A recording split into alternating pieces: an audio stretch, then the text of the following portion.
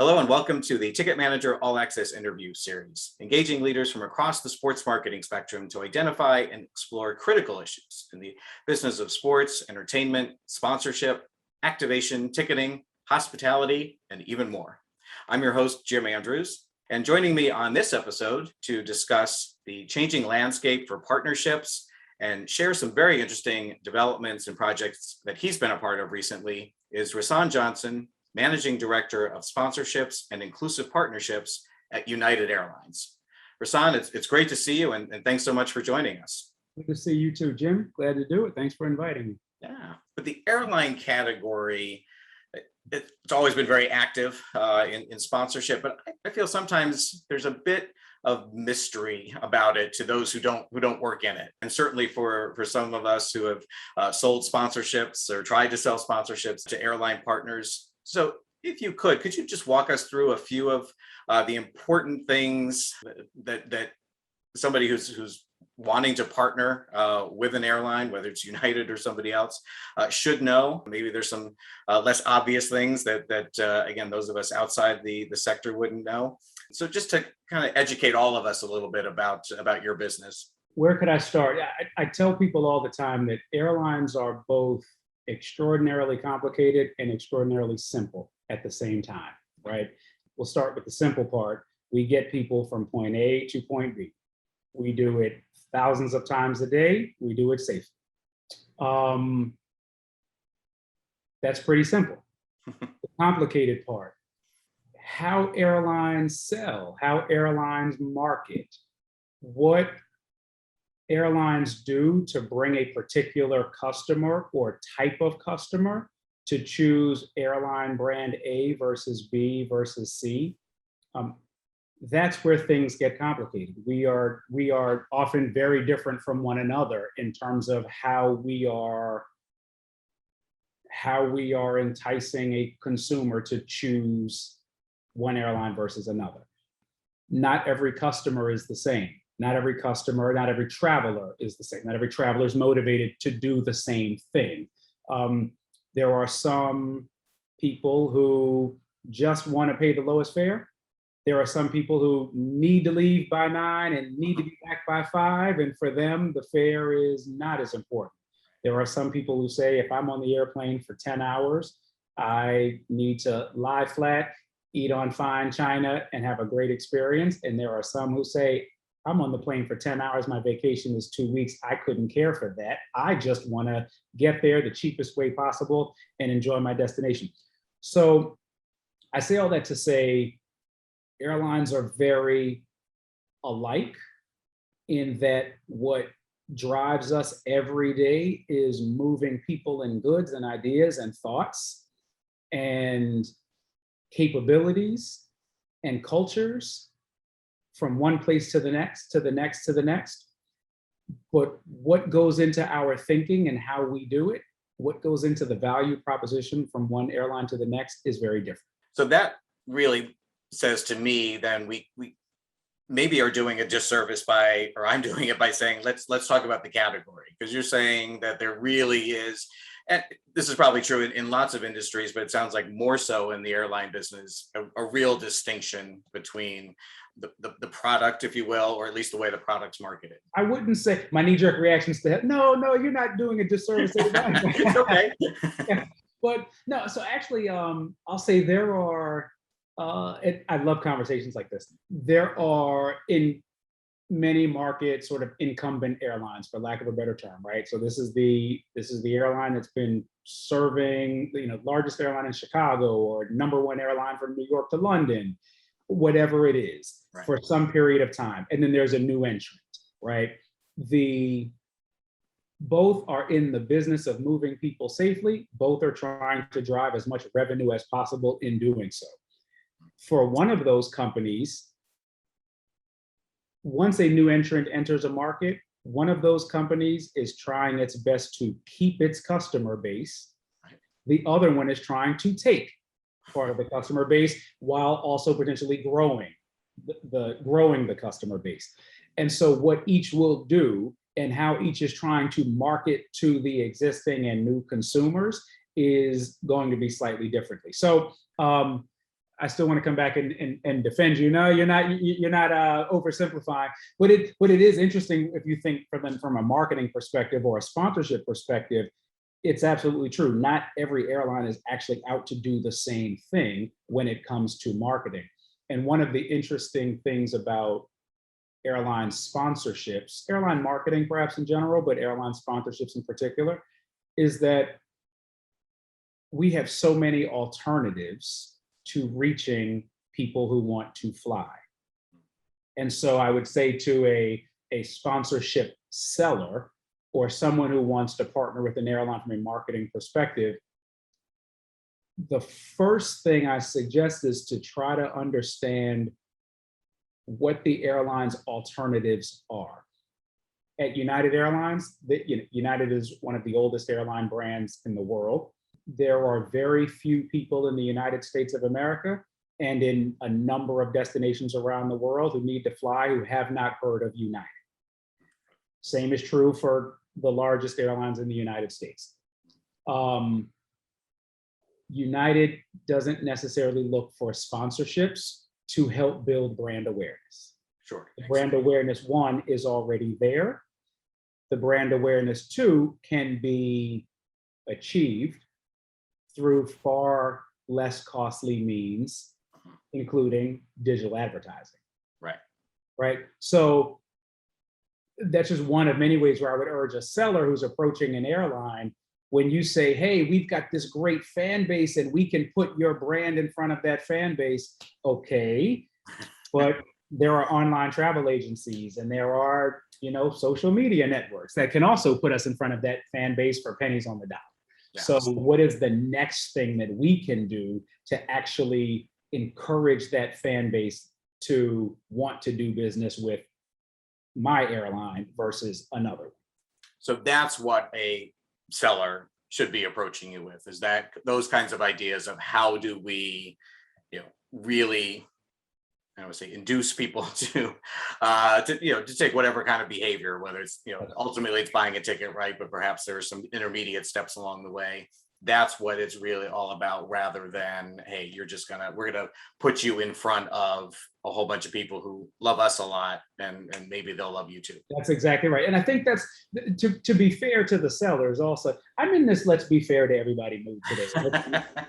but to be fair to the sellers, I think there have been for years, for decades, we've sort of looked at sponsorships as, we look at the data that exists, that is completely believable data that says that, hey, if you brand X, or I hate to talk in the abstract. So let's, we've been partners with the Chicago Bulls for many years, and I'll text them and say, hey, I'm talking about you on the podcast. I hope it's okay.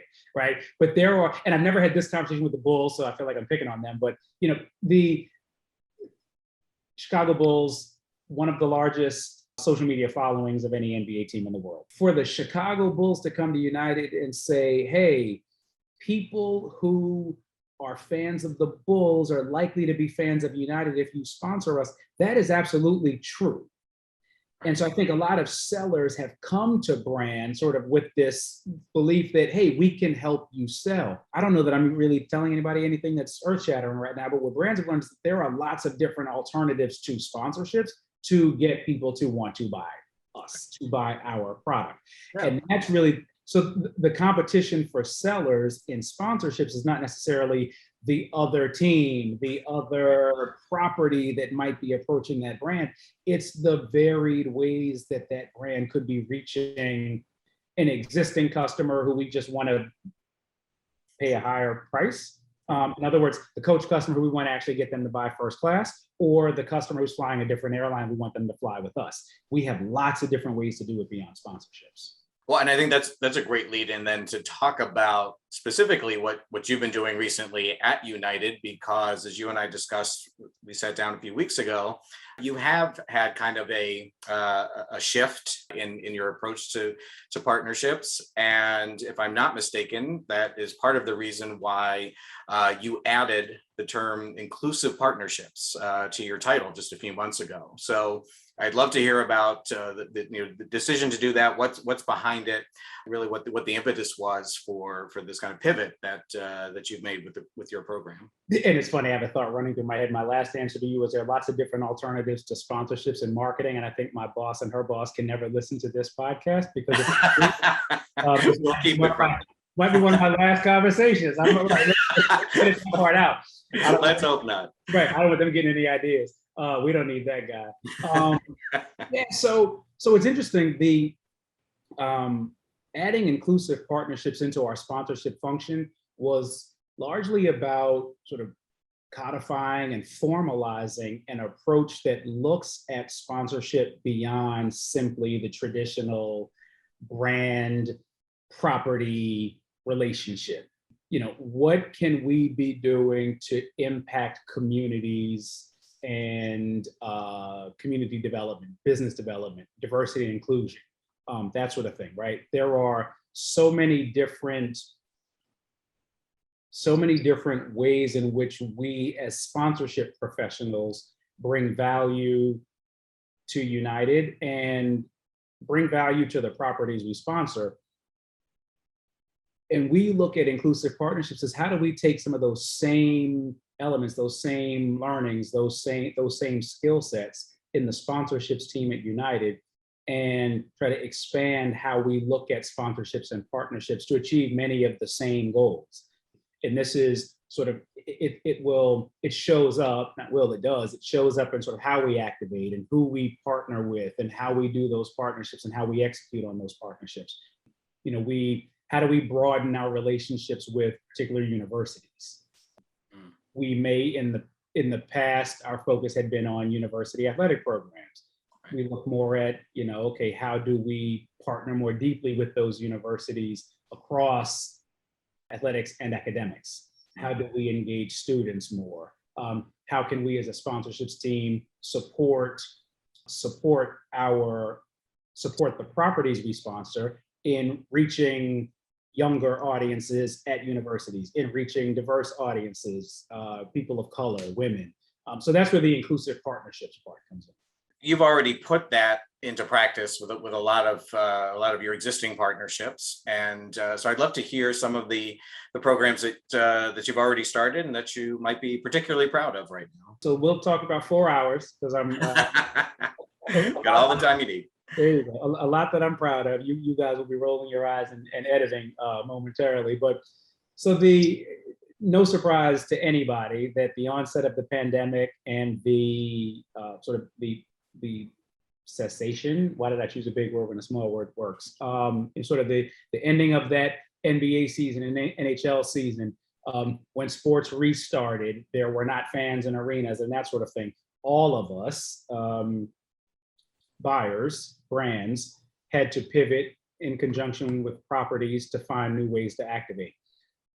Our focus was working with properties to undergird, to support all of those communities, to figure out a way to strengthen those communities as the communities, and we, the brands and the properties, were moving through the pandemic, recognizing we don't know when the pandemic ends.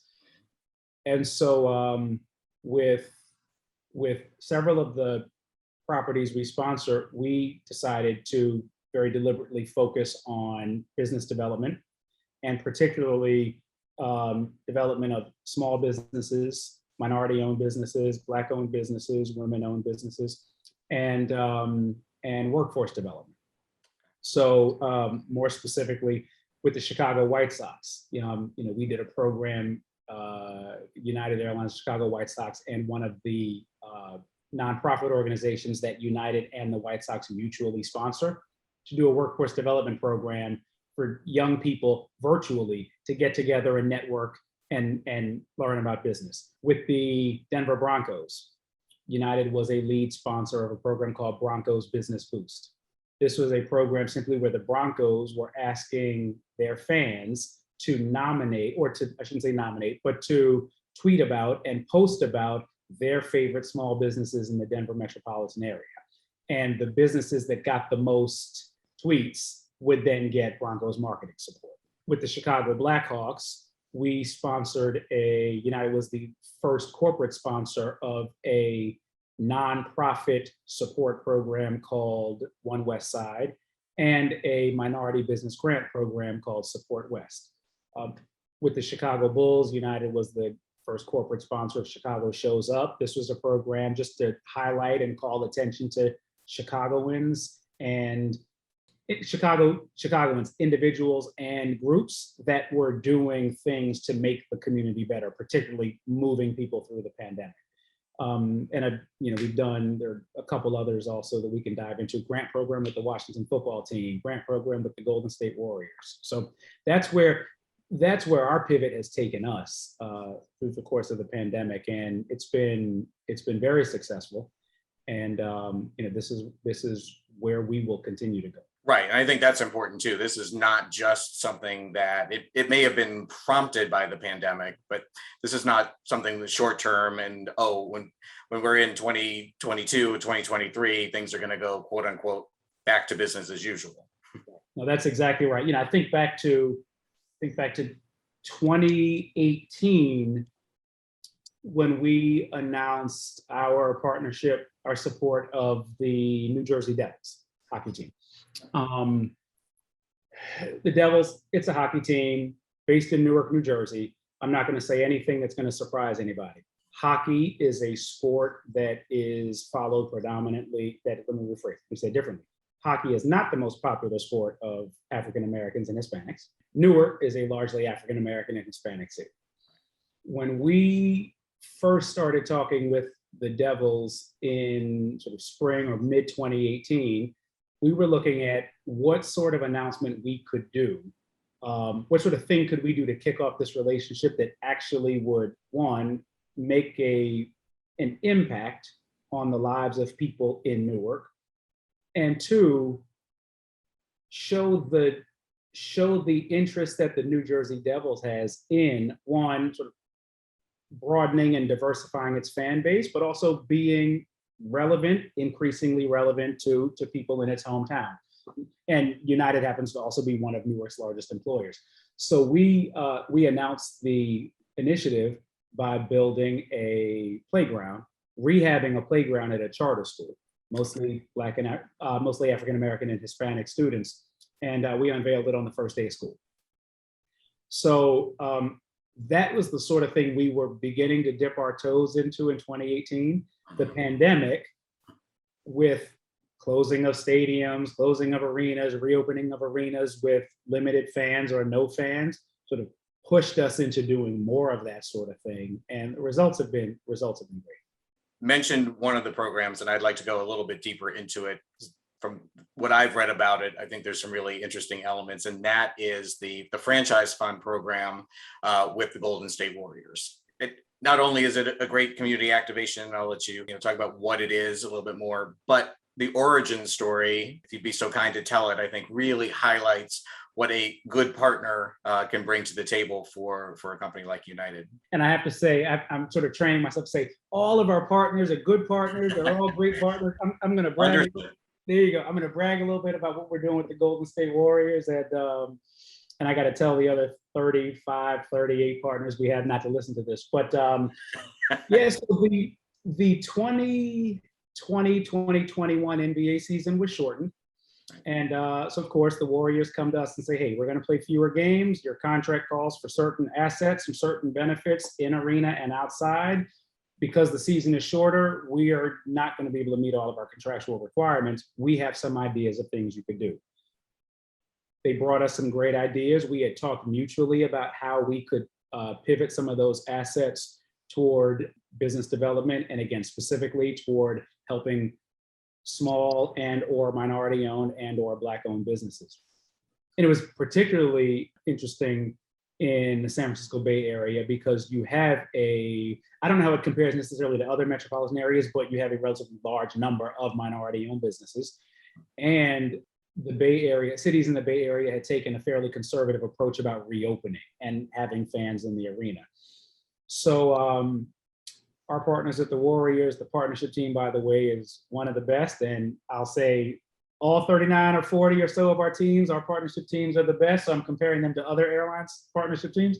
But yeah, the group at the Warriors, they are top notch. They had some discussion internally about sort of their own investment in Black-owned businesses and minority-owned businesses. And they came to us and said, hey, as we've done research internally with our supplier diversity group and with our business partners, we think that one of the barriers to companies doing business with minority suppliers is that many minority suppliers, many of these business owners are so focused on running their business, they don't have the time, the bandwidth, the money, the investment, whatever it is, to actually get certified. Mm-hmm. And so the Warriors came to us with this idea and said, why don't we create a certification program? Or let's work with, I should say not create, but let's work with the Western Region of Minority Supplier Development Council. They have a certification program. Why don't we build some sort of program whereby we incentivize businesses in the Bay Area to go through that certification process? Let's remove some of the barriers to getting them through the process so that at the end of that process, they are now certified. They are able to compete for more contracts, for more business, potentially even do business with United, its partners, the Warriors, their partners, et cetera. So we launched that program in May. The application process opened.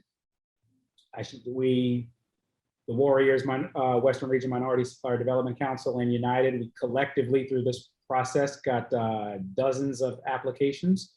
We have, we were opening up to all sort of minority-owned businesses in the Bay Area, but we had to select 25.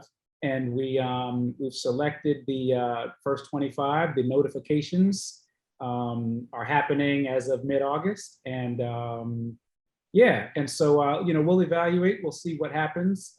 I would love, my boss will listen to this and either love me for it or hate me for it. But I would love to see us. Let's make this a successful program. Let's impact some businesses positively. Let's get some great storytelling out of it, and then potentially do another 25 after that.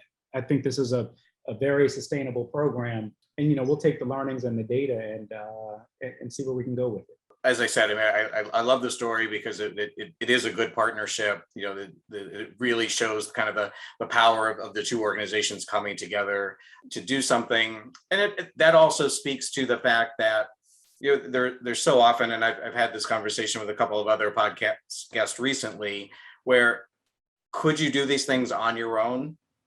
Theoretically, yes, but doing them in concert with, in your case, with a beloved brand in the Bay Area like the Warriors, and getting to rely on some of their personalities to record videos and do that part of it. You just exponentially increase the impact of a program like this beyond what either organization could do on its own. Our roles sit sort of at the intersection of building communities and helping businesses and strengthening young people and marketing, right? We sit at the intersection of those things. I mean, people have asked, why would an airline get into this? Well, because the stronger the community is and the stronger the business community is, one, the more prosperous the neighborhoods are. We live in these neighborhoods, we work in these neighborhoods, we shop in these neighborhoods, we send our kids to schools in these neighborhoods. But we also want the businesses to be strong, because one, we want to make the communities better, but we also want the businesses to be strong and hiring people who will fly United on their next business trip or on their next vacation, right? So there's a bit of a self-serving reason in there also. But then the other side of it, I think a lot about, for a partnership really to be done right, we should be able to reach people who are not just fans of the property or customers of United Airlines, right? So I'll go back to my Devils example again in 2018. And this is that initiative, we're working with the Devils to do more, similarly more playground renovations. But I think about if we had done a traditional announcement or traditional event at Prudential Center, hockey fans would have cared. Right. You don't have to be a hockey fan to care about United Airlines and the New Jersey Devils rehabbing a playground at a charter school in downtown Newark. Absolutely. When you see the kids playing hockey for the first time in their life, a sport that is often unachievable because it's not the most cost-effective sport to get into, right? Right. And you see that here are two brands that have a large presence in Newark doing something that will impact young people in Newark. Again, you don't have to be a hockey fan to like it. And so it was good for the community.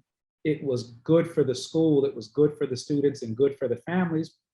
It's also good for marketing purposes, right? And if we can build United's customer base and build the Devils fan base, hey, we can build some more playgrounds also. So I think about that with, the Golden State Warriors, their record is awesome some years, not so awesome some other years, but they are committed to doing awesome and amazing things in the Bay Area to make the Bay Area a better place to be. So it's one of the reasons I'm really proud of this, of the Franchise Fund program. The fact that, hey, this is a business, and United certainly is not a nonprofit or an NGO, and it wants to do good things, but it also needs to be responsible to shareholders and all of that. And related to that, I had a previous guest on the podcast, Natalie Bowman from Alaska Airlines, and who I've never heard of them. What is that?